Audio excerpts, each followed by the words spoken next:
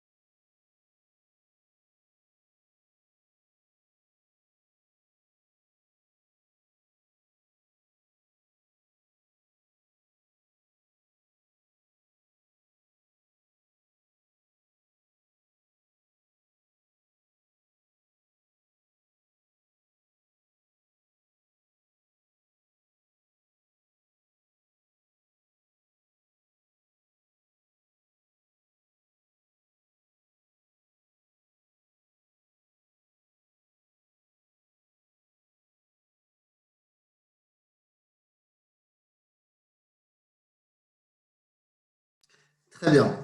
Bon alors, on va pouvoir commencer. Donc bonjour à tous, merci de vous connecter. Euh, L'objectif de cette matinée, de ce webinaire, ça va être principalement d'échanger autour du cloud dans le milieu de la vidéosurveillance. Donc bien entendu, je vais partager des infos, je vais communiquer pas mal d'éléments, mais n'hésitez surtout pas à interagir avec moi, à donner votre avis, à m'arrêter, à m'interpeller, pour essayer de faire en sorte que ce soit le plus interactif possible. On est, on est tous un petit peu, non, on est tous confinés chez nous, donc ces moments d'échange deviennent un petit peu précieux. C'est le moment où on a l'impression de rencontrer des gens, donc autant qu'on en profite. Donc vraiment, n'hésitez pas à activer votre micro, parce que là, par défaut, vous êtes tous en muet, micro désactivé. Il suffit tout simplement de le réactiver en cliquant dessus pour pouvoir intervenir, prendre la parole et pouvoir à tout moment parler. Alors, je vais partager mon écran pour pouvoir commencer. Donc, théoriquement, vous voyez tous mon écran. J'espère que c'est bien le cas.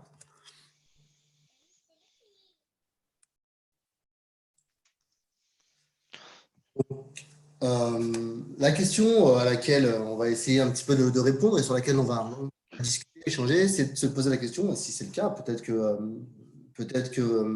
certains d'entre vous n'ont pas le même point de vue. Pourquoi est-ce que le marché de la vidéosurveillance potentiellement s'oriente-t-il vers le cloud? Comment aussi est-ce qu'il s'oriente vers le cloud? euh, dans quelle mesure, à quelle vitesse, pour quelles raisons? euh, Déjà, je vais me présenter. Donc, moi, je suis Karim. Je m'occupe du développement d'Eagle Eye Network sur le marché français. Eagle Eye Networks, pour ceux qui ne connaissent pas, c'est une société américaine qui a été créée en 2012 par Dean Dreco, qui avait été à l'époque le créateur de Barracuda Networks. Et donc, on est le premier sur la vidéosurveillance sur le cloud. Eagle Eye Networks a vraiment été créé pour faire de la vidéosurveillance sur le cloud. Et notre métier, nos infrastructures, nos data centers, tout est dédié et mis en place pour la vidéosurveillance sur le cloud. Donc, on est en Europe depuis 2016, on est en France depuis 2018 et on fait partie justement de ces acteurs qui démocratisent la vidéosurveillance en mode cloud. Alors, le cloud, vous êtes tous habitués, bien entendu, hein, au cloud. On l'utilise tous les jours dans notre quotidien via ce que vous voyez sur l'écran, les Facebook, les Amazon, les Netflix, les Gmail, les Outlook, les Salesforce.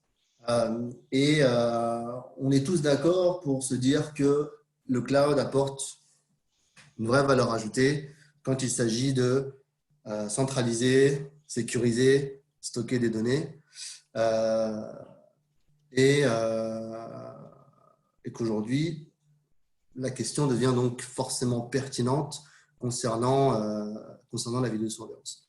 Alors, dans les solutions et les services de cloud, on a plusieurs types d'acteurs, plusieurs types de solutions. Donc, je vais pas trop m'attarder là-dessus, mais très vite, vous allez comprendre, hein, on a donc le IaaS, le SaaS et le PaaS. Donc, la meilleure façon de le comprendre, c'est de prendre des exemples comme on l'a ici. Donc, le mode SaaS, c'est du logiciel en mode service, donc du web-based, Salesforce, mais aussi Gmail ou Outlook. On a le plateforme as a service, comme Microsoft Azure, ou infrastructure as a service, qui sont là plus des infrastructures plus lourdes, comme Amazon Web Service par exemple. Alors, nous, Eagle Eye Networks, on est sur le SaaS. On est une solution software as a service pour proposer une solution de vidéosurveillance en mode SaaS complètement décentralisée.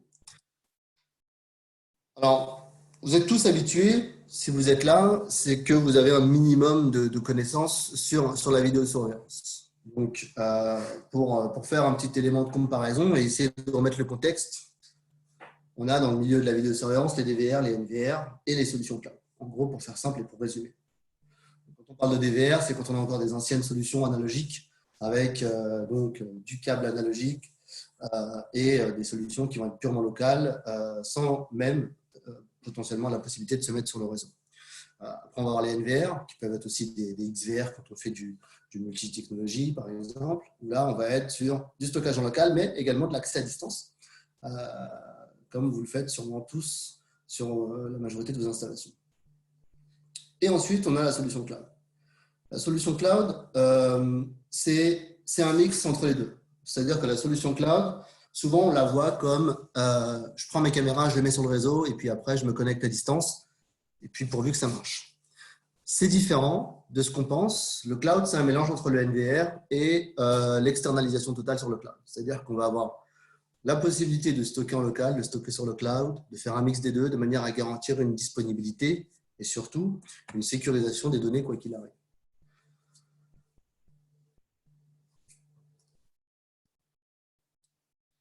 Alors, quelle va être la différence entre une solution cloud et une solution DVR, NVR quels sont éventuellement les avantages et les inconvénients? Alors, c'est là où, éventuellement, il ne faut vraiment pas hésiter à intervenir pour, si jamais il y a des éléments qui ne sont pas clairs ou que je ne précise pas. Là, l'idée, c'est de comprendre un petit peu pourquoi est-ce que quels seraient les intérêts de passer sur une solution cloud, quelles sont les valeurs ajoutées. Et parfois clairement, la solution NVR va être plus pertinente. Je ne dis pas non plus. Le but, c'est que j'essaie d'être un minimum objectif, même si je suis là pour vous expliquer le cloud, c'est génial, mais faut que je sois un minimum objectif pour quand même accepter le fait que parfois, une solution standard sera peut-être plus adaptée. Donc, concrètement, quand vous avez une solution cloud, vous avez un boîtier. Vous avez un boîtier sur site. Donc, on n'est pas sur une solution avec des caméras uniques directement connectées à Internet. Le boîtier bleu que vous voyez sur l'écran, qu'on a appelé le Eagle Eye Bridge, en fait, c'est un boîtier que l'on met sur site qui va finalement remplacer votre NVR et qui va servir de passerelle entre vos caméras et la plateforme cloud. Et une fois que vous avez mis ce boîtier sur votre site pour récupérer les flux de vos caméras, vous allez par défaut et de manière automatique mettre en place énormément de choses qu'un NVR n'est pas capable de faire. Et toutes ces choses-là, c'est ce qui fait la différence justement et l'avantage de passer sur certains sites sur du cloud. Quelles sont ces différentes choses? Alors, il y en a pas mal. La première chose, c'est que déjà, vous allez mettre en place une solution sécurisée. C'est-à-dire que concrètement, ce boîtier, quand vous le branchez sur site à la place du NVR, au-delà de faire tout ce que le NVR va faire au niveau de l'enregistrement et de la disponibilité des flux, C'est surtout qu'il va sécuriser votre installation et sécuriser vos caméras. Il va donc faire le job d'un firewall, d'un serveur DHCP. Il va isoler vos caméras, il va encrypter vos données, il va créer une connexion VPN vers l'extérieur. Il va faire en sorte qu'on n'ait aucune connexion depuis l'extérieur qui soit possible. Contrairement à NVR, où le NVR n'a pas ce rôle actif au niveau du réseau, où on a des ports entrants et des ports sortants qui peuvent créer des risques d'intrusion sur le NVR ou sur les caméras. Ces choses-là n'existent pas avec le bridge que vous voyez, l'équipement cloud, puisqu'il n'accepte aucune connexion extérieure, il isole les caméras du réseau extérieur et sécurise votre installation. Donc ça, c'est super important parce que souvent, quand on parle du cloud, on a cette idée reçue de se dire « Ouais, mais le cloud, c'est risqué ». Et ça, malheureusement, c'est une idée reçue qui est à l'opposé de la réalité, puisque finalement, quand on met en place une solution cloud, on a une solution qui est beaucoup plus sécurisée. Parce que non seulement on va avoir nos données qui seront encryptées, ce qui n'est pas systématiquement le cas avec un NVR, on va avoir notre réseau qui va être sécurisé parce que les caméras sont isolées et qu'il n'y a pas de port entrant. Donc, on a un réseau qui a été créé de manière automatique par ce boîtier-là.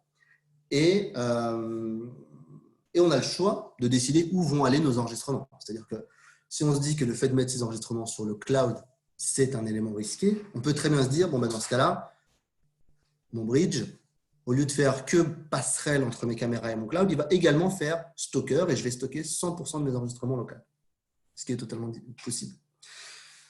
Donc, ce qui veut dire qu'une solution cloud, ce n'est pas une solution de stockage.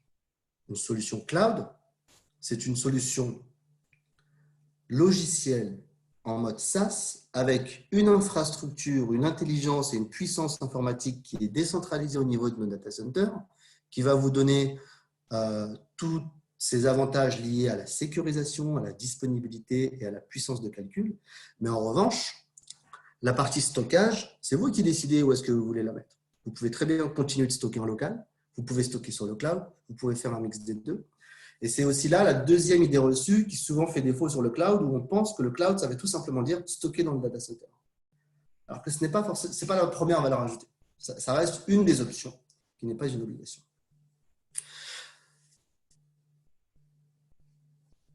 Ça va pour tout le monde? Je ne vous ai pas perdu? Ça a l'air d'aller. Je vais juste vérifier que je suis encore connecté parce que je me sens un petit peu seul d'un coup. Non, je t'entends. Ah, super. Vous êtes tous là. Ok. Jusque-là, par rapport à tout ce que je viens de dire, pas d'éléments de question, ça va pour tout le monde. Il n'y a pas d'éléments sur lesquels j'ai peut-être pas donné suffisamment de détails. Ça va pour tout le monde. Très bien. Donc, l'intérêt, pour revenir sur notre sujet initial, c'est de dire, quand on est dans un contexte avec des besoins d'apporter une solution plus sécurisée et plus flexible, le cloud va avoir du sens. Parce que sans avoir besoin d'avoir un ingénieur réseau dans son équipe, on est capable de proposer une solution qui va apporter un niveau de sécurité que nous, fabricants, on va garantir grâce à la mise en place de notre équipement. Le cloud va apporter énormément aussi d'intérêt par rapport à une solution standard quand on va travailler sur du multisite. Pourquoi et qu'est-ce qu'il va apporter de plus? La première chose qui est intéressante, c'est que sur une solution comme celle-ci, vu qu'on est sur une solution cloud décentralisée et logicielle, on ne prend pas en compte les problématiques liées aux marques de caméras. C'est-à-dire que peu importe les caméras que vous utiliserez, qu'elles soient analogiques, IP ou toutes les marques que vous voudrez, elles seront récupérées au même titre, peu importe où elles sont, peu importe leur technologie, pour être centralisées au niveau du cloud et toutes gérées au niveau du logiciel de la même manière. Donc, quand vous êtes face à un client qui a de nombreux sites avec des vieilles caméras, des caméras récentes, des marques diverses et variées, et que vous avez un besoin de centraliser de manière simple, sans avoir besoin d'engager des grosses installations ou des grosses modifications de chantier, le cloud, c'est une solution intéressante. puisqu'il suffit de mettre un boîtier sur chaque site pour récupérer les flux de n'importe quel type de caméra. Et très rapidement, vous centralisez vos flux et vous récupérez tout sur votre plateforme. Donc, je vous donne un exemple. J'avais fait l'exercice l'année dernière. C'était dans le sud de la France. On avait un client qui avait 3 restaurants. Et dans les 3 restaurants, ils avaient des solutions différentes. Il y avait un site en Axis, il y avait un site en Dawa et un site qui mélangeait du Ashika, du Axis, etc. Et donc, la contrainte qu'on avait, c'était de réussir à regrouper ces 3 restaurants sur une même solution. Et la deuxième contrainte qu'on avait, c'est qu'on devait le faire entre 9h et 16h. Parce que pour des raisons de les services, le boulot, etc., on ne pouvait pas non plus prendre toute la journée, ni 2 jours. Il fallait que tout soit fait. Et concrètement, le stockage local n'est pas bridé. Quel est le nombre max de caméras par bridge? Très bonne question. Je termine ma petite histoire et je réponds tout de suite. Et donc, ce qu'on a fait, c'est que les 3 restaurants étaient dans la même ville, je vous rassure. Je ne vais pas non plus… Et ce qu'on a fait concrètement, c'est qu'on a fait site par site, on a enlevé les enregistreurs, on a mis un bridge, on a connecté les caméras, on a tout centralisé. À 14h30, on avait terminé. On a une vidéo d'ailleurs qui tourne sur LinkedIn pour présenter cette expérience qu'on a faite. Si ça vous intéresse, je vous enverrai le lien. Tout ça pour dire qu'on est vraiment sur une logique où notre objectif, c'est de simplifier et d'automatiser l'installation tout en apportant un niveau de sécurité élevé. Et donc, quand on est sur du multisite, ça peut vraiment apporter une grosse valeur ajoutée. Alors, pour répondre à votre question, Mohamed, le stockage local n'est pas bridé. Quel est le nombre max de caméras par bridge? Alors, c'est une très bonne question. En fait, ce qui se passe, c'est que les bridges, on a énormément de types de bridges différents. Et les bridges, en fait, ils vont être choisis et dimensionnés en fonction des contraintes de chaque installation. On va avoir des bridges qui vont être capables de gérer 15 caméras, d'autres 30 caméras, et puis on peut très bien mettre 2, 3, 4, 5 bridges sur un même site. Puisque les bridges sont, à partir du moment où on connecte un bridge sur Internet et qu'on va l'attribuer à un client, automatiquement, on va récupérer les flux des caméras et on va pouvoir jouer avec. Donc, on peut soit prendre des bridges plus gros, soit multiplier le nombre de bridges. Et donc, au niveau de la capacité de stockage, donc, comme je le disais, on va dimensionner les bridges en fonction du besoin. On a des bridges qui commencent à 1 Tera et on a des bridges qui montent jusqu'à 55 Tera qui sont capables de faire du RAID 5 comme un vrai serveur de stockage. Donc, un bridge, ça peut très bien être un petit boîtier comme ça peut être un gros serveur de stockage complexe qui peut gérer plus d'une centaine de caméras. Et donc, ça fait partie donc, de l'étude de site, du dimensionnement pour choisir le bon produit et le bon type de bridge. Pour répondre à la deuxième question, il n'y a pas vraiment… Alors, on ne parle pas vraiment de licence. Pour faire une petite parenthèse, éventuellement, on pourra en reparler sur une présentation un petit peu plus produit. Pour faire une petite parenthèse, le business model n'est pas basé sur des licences. Le business model est basé sur un coût par caméra, qui n'est pas un coût de licence, mais qui est un coût qui dépend de ce que vous allez stocker sur le cloud. Si vous stockez des caméras en 4 mégapixels pendant 30 jours, vous aurez un coût qui sera lié. Si vous stockez pendant 15 jours du 2 mégapixels, vous aurez un coût. Donc, le coût du stockage dans le cloud dépend des paramétrages qui seront faits en rétention et en résolution.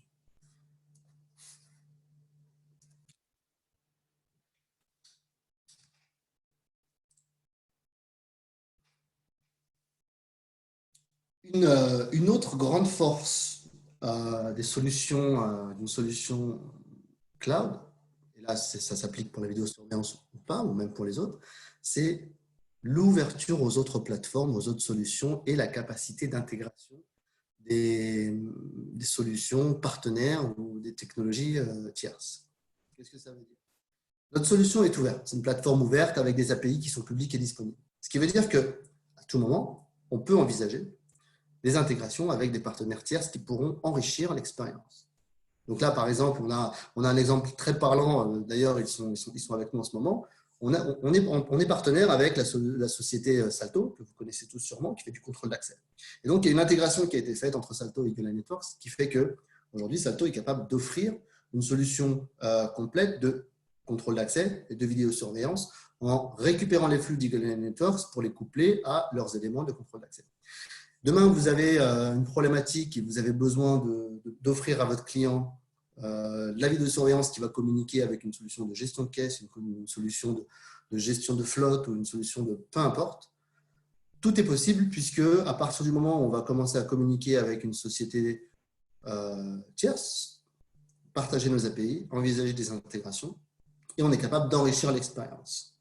Et c'est là où la logique de plateforme elle prend tout son sens, parce que non seulement on est capable d'enrichir le logiciel d'un partenaire technologique qui va récupérer nos flux, nos informations pour l'apporter dans sa solution logicielle, comme nous, dans l'autre sens, on est aussi capable d'enrichir notre plateforme en récupérant des intelligences de sociétés tierces. Comme on va rajouter très prochainement la lecture de plaques, on a développé un partenariat technologique avec une société qui fait que de la lecture de plaques, et donc on va rajouter la brique lecture de plaques dans notre logiciel. Et progressivement, on aura énormément de briques qui vont se rajouter, lecture de plaques, reconnaissance faciale, enfin, énormément de choses qui vont permettre à nos partenaires, intégrateurs, de pouvoir activer, désactiver toutes ces briques technologiques supplémentaires à tout moment. On va être un petit peu comme le Salesforce de la vidéosurveillance avec une solution logicielle qui va apporter de plus en plus de fonctionnalités qui évolueront au fur et à mesure. En cas d'anomalie de la connexion Internet, comment le système peut gérer le problème? Très bonne question. Alors, je vais répondre tout de suite à votre question, Ahmed.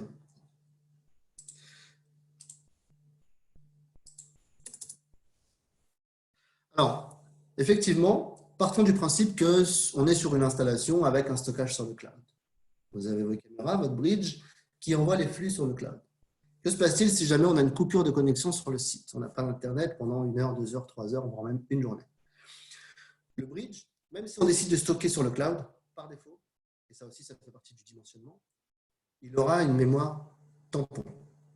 Le plus petit bridge aura une mémoire tampon de 1 Tera. Et si par exemple, on fait une étude de site et on estime que ce site qui a 8, 10, 20 caméras peut potentiellement avoir une coupure Internet de quelques heures, on va dimensionner le bridge pour être sûr qu'il puisse pallier à cette problématique. Donc, par défaut, un bridge a en moyenne une mémoire tampon qui peut gérer 2 jours de tampon. Ce qui veut dire que concrètement, il récupère les flux et il les stocke en local et il les envoie sur la plateforme cloud en fonction de plein de choses.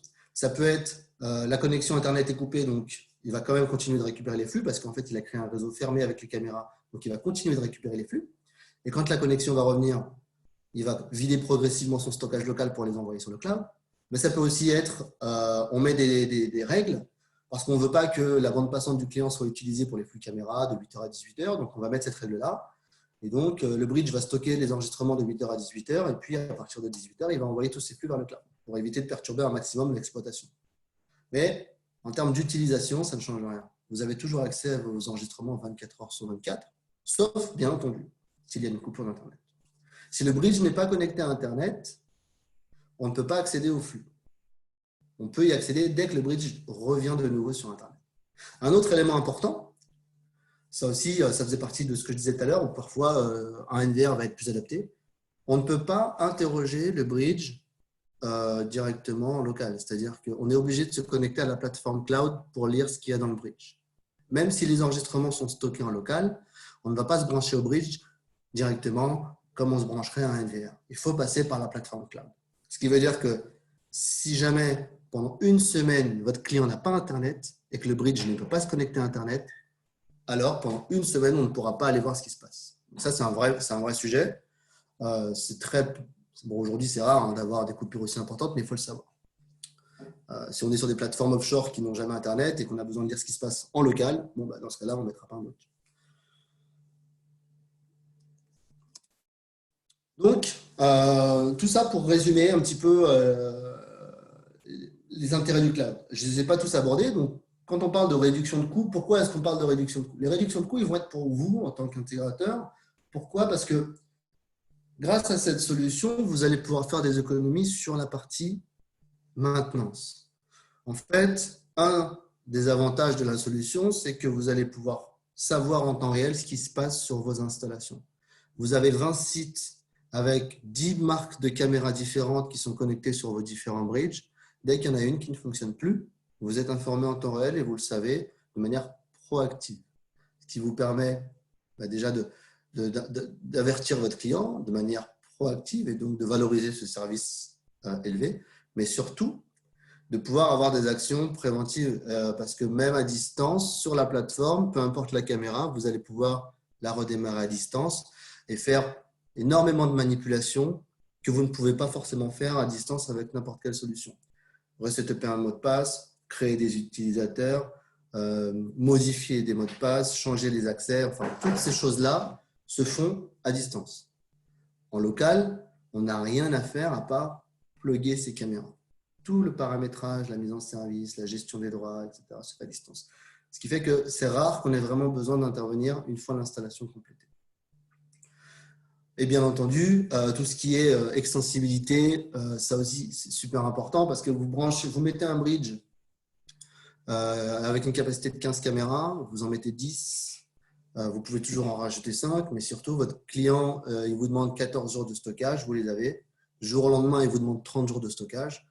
Vous n'avez pas besoin de changer quoi que ce soit. Vous pouvez passer de 14 à 30 jours, que ce soit pour 5 caméras, pour 100 caméras, sans avoir besoin de changer quoi que ce soit au niveau matériel.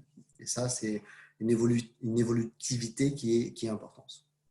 Et la récupération après sinistre, bien entendu. Si vous avez des clients type bijouterie ou autres qui sont sujets à tout ce qui est cambriolage, là, effectivement, on cambriole, on vole le bridge.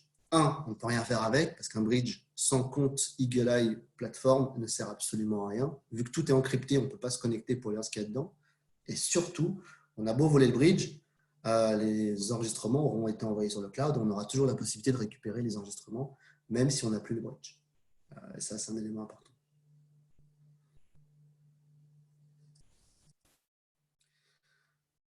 CAPEX, OPEX, le cloud offre le choix. Donc ça, effectivement, c'est aussi un sujet important qui peut aussi définir le choix. De se poser la question, pourquoi est-ce que le cloud sera intéressant? Surtout aujourd'hui, la situation dans laquelle on vit nous permet de réaliser quand même, moi j'ai échangé avec pas mal de mes partenaires qui m'ont dit, je suis content d'avoir mis en place des revenus récurrents parce que ça me sécurise quand même un peu mon activité. Et effectivement, nous, notre business model, il est basé sur les revenus récurrents. Nous, on va vous facturer, vous, partenaires intégrateurs, on va vous facturer tous les mois ou tous les ans, comme vous voulez, en fonction de ce que vous allez connecter. Et vous, derrière, vous allez refacturer vos clients de la même façon ou différemment, peu importe. Ça va vous permettre de mettre en place des revenus récurrents sur toutes vos installations, plutôt que d'avoir des ventes uniques sur des installations et donc des revenus éphémères. Et c'est là où, sur le long terme, sur la valorisation de votre entreprise et surtout sur la sécurisation de vos revenus, ça peut apporter une vraie valeur ajoutée, aussi bien pour vous que pour nous. Mais malgré tout, on vous offre le choix. C'est-à-dire que vous n'êtes pas obligé de partir systématiquement sur ce business model. Nous, concrètement, ce qu'on vous dit, c'est qu'on vous donne la possibilité de décider comment vous souhaitez être facturé et après, c'est vous qui décidez comment vous voulez facturer votre client. Et vous choisissez la manière dont vous voulez adapter votre business model. Mais concrètement, si vous voulez mettre en place des revenus récurrents, et bosser sur une logique OPEX, vous mettez en place. Nous, on vous facture tous les mois ou tous les ans, et puis vous mettez en place le même système avec votre client et vous générez des revenus récurrents annuels ou mensuels. Si sur certains sites ou de manière globale, vous préférez des facturations uniques, c'est également des choses qui sont possibles. C'est-à-dire que nous, on peut très bien vous dire, sur ce site-là, vous voulez facturer en one shot une installation avec un contrat de 5 ans. On vous fait une facturation unique sur 5 ans, où on globalise et on centralise toutes les mensualités pour qu'il n'y ait qu'une seule facturation. Et là, vous êtes plus sur un schéma CAPEX et vous décidez de faire une seule facturation à votre client. Les deux sont possibles à tout moment. Ce qui fait que vous pouvez choisir de mixer vos revenus entre des revenus récurrents ou des ventes one-shot quand vous n'avez pas le choix de vendre ce type de service à vos clients et donc d'avoir une stabilité financière qui peut être plus intéressante. Et ça, vous le faites sûrement déjà sur la partie maintenance et du coup, vous pourriez l'augmenter sur la partie vidéo et ça peut avoir du sens.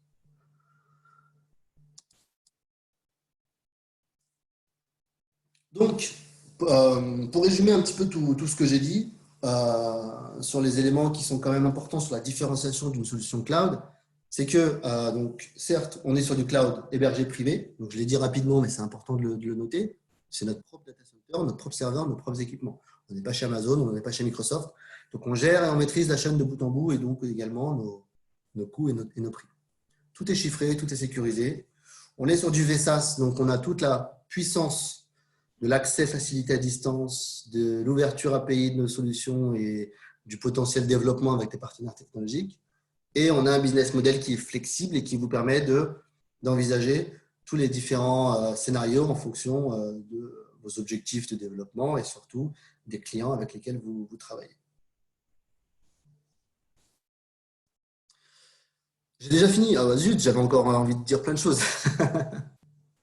Alors, en fait, j'ai essayé d'avoir une approche assez globale, même si forcément, en parlant de cloud vidéosurveillance, indirectement, je parle de Eagle Eye Networks. Mais malgré tout, je n'étais pas sur une présentation technique de la solution, ce n'était pas forcément l'objectif. Alors, en fait, c'est là où la seconde étape peut être intéressante pour répondre à cette question. C'est que ce qui peut être intéressant, ce serait que dans un second temps, peut-être que la semaine prochaine, un webinaire qui vous montre la solution, un webinaire plus produit, vous permettrait de comprendre exactement ce que ça veut dire concrètement en tant que solution. Parce qu'en fait, la solution est un VMS. Donc, Eagle Eye Networks, la solution cloud, c'est un VMS complet qui vous apporte tout ce que peut vous apporter un Milestone, un Genetec. On ne va pas dire qu'on est aussi puissant qu'un Genetec, mais c'est un VMS complet. Mais en revanche, on peut tout de même envisager, quand c'est nécessaire, de communiquer avec des solutions tierces. C'est-à-dire que Eagle Eye Network, c'est un VMS complet. Votre bridge, vous vous connectez sur le VMS Eagle Eye en mode SaaS et vous avez accès à vos caméras. Et vous avez énormément de fonctionnalités d'intelligence, de détection de mouvement, de relecture, comme vous l'avez sur un autre logiciel. Mais si vous avez un client avec plusieurs sites, vous pouvez très bien dire j'ai 10 sites que je vais mettre en Eagle Eye Networks, mais en revanche, sur 3 sites, il a installé un milestone, il ne veut pas les retirer. Et vous pouvez très bien coupler les deux pour que localement, on conserve le milestone parce que le client veut conserver son milestone en local pour ne pas perturber les opérateurs. Mais au central, on peut récupérer les flux, dupliquer les flux milestone pour les récupérer et faire une centralisation au niveau d'Eagle Eye du VMS. Et donc avoir une double gestion, éventuellement, un pour la centralisation et une deuxième pour le local. Donc, on peut communiquer avec un milestone ou un autre VMS, mais par défaut, ce n'est pas nécessaire vu que nous sommes nous-mêmes un VMS.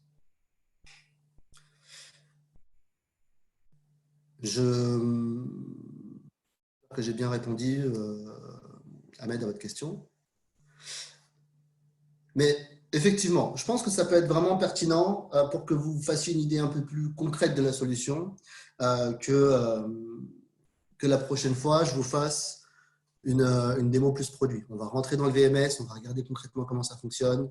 Vous allez vous rendre compte exactement de ce que vous pouvez faire avec un VMS cloud, parce que il y a pas mal de valeurs ajoutées qu'on n'a pas abordées là, qui sont liées au produit lui-même. Parce que quand je vous disais tout à l'heure, par exemple, que le bridge remplace le NVR, il y a d'autres choses que je ne vous ai pas dit, comme le fait que le bridge, il est garanti à vie, concrètement à votre NVR qui ne l'est pas. Le bridge, il se met à jour automatiquement et gratuitement. Donc, vous avez 100 bridges qui sont installés sur toute la France dans vos différents clients. Vous êtes garanti par nous que tout est mis à jour, tout est sécurisé et tout est garanti à vie. Ce qui n'est pas le cas avec un NVR et ce qui vous soulage aussi au niveau de la garantie, de la mise à jour et de la maintenance de vos installations. Et ce qui veut dire également que vous, au niveau du service et de la maintenance, c'est là aussi on disait que ça vous apporte à terme une meilleure rentabilité. L'intérêt d'un bridge qui est garanti à vie, ce que je vous dirais plus si on fait une présentation de produit, c'est de dire que le bridge est garanti à vie. Super, vous êtes serein niveau produit. Deuxième avantage, c'est que le bridge est garanti à vie. Si demain votre client n'est plus client, le bridge il est toujours à vous. Vous le récupérez, vous l'installez chez un autre client et vous continuez de le rentabiliser. On peut le voir un petit peu comme une Freebox qui vous donne accès à un logiciel en ligne. Là, c'est pareil, de manière très simplifiée. Donc, le bridge, c'est un équipement que vous allez rentabiliser avec le temps, contrairement à un enregistreur que vous installez. Une fois que le client n'est plus client, l'enregistreur, vous ne le récupérez pas, il ne sert plus à rien. Le bridge, il continuera de vous servir puisqu'il est garanti à vie et il peut faire 3 clients différents sur 5 ans et vous continuerez de générer des revenus avec ce bridge. C'est une façon totalement différente de revoir la vidéosurveillance, mais qui a une vraie pérennité à long terme. Oui, Alain, très bonne idée pour la présentation produit. Donc, cette présentation que je viens de faire, je peux la partager bien entendu avec plaisir. Donc, ce que je vais faire, c'est que on va vous faire un email pour vous l'envoyer si ça vous intéresse. Et d'ici demain, je pense, on vous enverra un mail pour vous proposer un autre webinar d'ici 7 à 10 jours pour avoir un webinar un peu plus produit, pour passer un petit peu à l'étape suivante. Une fois que maintenant que vous avez compris la logique du cloud VMS, pour qu'on puisse rentrer un peu plus sur le produit et que je vous montre concrètement ce que ça veut dire en termes de solutions, de produits, de fonctionnalités, si ça peut vous intéresser. Y a-t-il d'autres questions ou d'autres éléments sur lesquels vous aimeriez Alors, j'ai répondu à toutes ces questions.